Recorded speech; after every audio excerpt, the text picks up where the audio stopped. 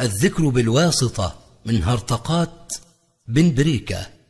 الدكتور بن بريكة يقول للشباب أن أسمى أنواع الذكر هو أن تستحضر صورة شيخك حتى تلبسه.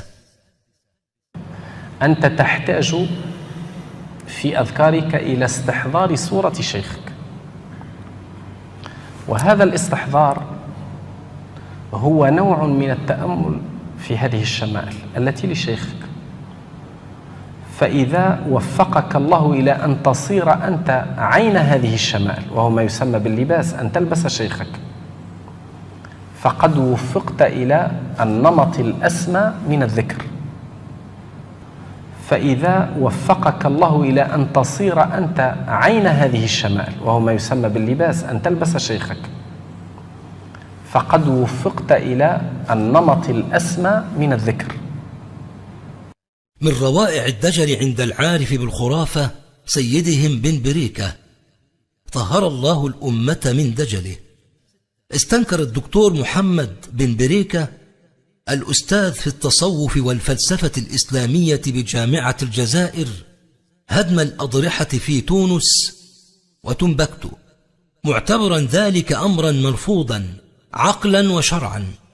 وعند الأدلة الشرعية على ذلك فيقول إن رفع القبور وتشييد الأضرحة هو عمل كان عليه الأوائل، ويدل عليه ما قاله البصيري صاحب البردة في الهمزية عند زيارته للحرمين الشريفين: أي نور شهدنا لما أدت لنا القباب قباء، مستدلا أيضا بما نسبه إلى السيوطي عن بعض الصحابة بأنهم رفعوا الضريح تنبيها لفضل صاحبه وعلو مقامه.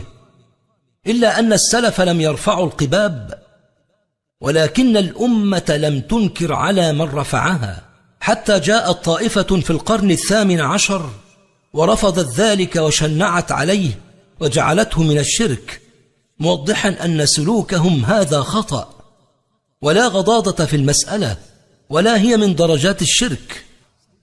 ومن بركات الخرافة وتجلياتها على السيد بن بريكة يقظة تصريحه لنفس الجريدة أن انحراف السلفيين يكمن في اهتمامهم الكبير بثلاثة أمور: أولا التوحيد والشرك، ثانيا البدعة والسنة، ثالثا الجواز وعدم الجواز.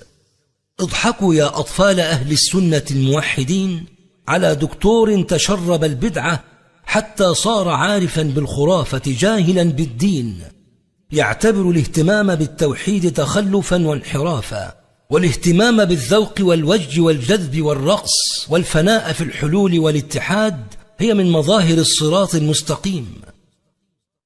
ولكن لا تستغربوا، فقد قال شيخه الشعراني الذي لا ينطق إلا عن الهوى: إياك أن تستغرب من شيخك إخباره بالمغيبات، فإن القلب إذا انجلى يخبر صاحبه بما مضى وما هو آت.